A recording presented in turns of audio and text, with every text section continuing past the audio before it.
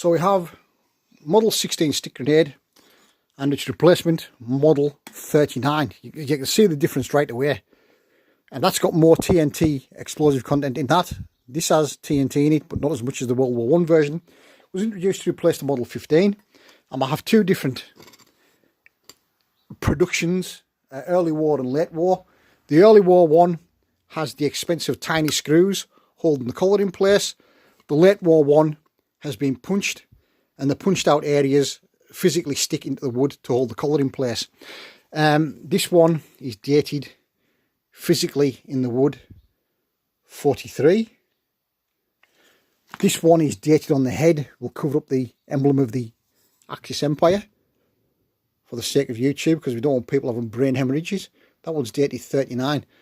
Explodes after 4 to 5 seconds, full of TNT, hollow body. How it works is, in the head section unscrews, you have something similar to, but not identical as, something like this, the igniter. Igniter would be screwed into there. The bottom of the igniter would have a U-shaped section. The cord would be tied to the bottom of the U-shaped section. When needed, would be unscrewed. Porcelain ball, which is purely there to act as a weight, you'd pull it.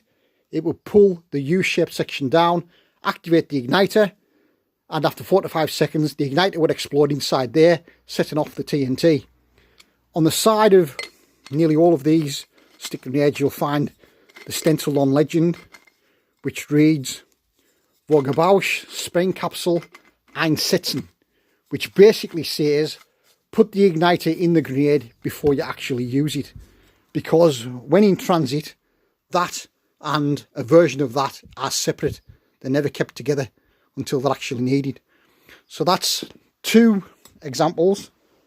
That's kind of the porcelain ball. That serves purely as a weight.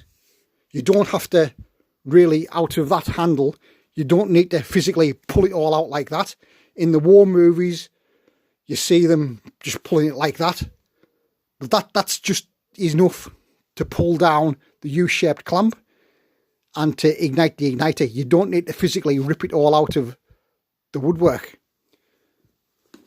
So yeah, so you can see the difference in the size between your M16 and your M39. Really big difference. Fair bit lighter as well. Later on in the war, based on captured Russian examples, they brought out a head to go on, which makes it a much more effective shrapnel grenade. Bye for now.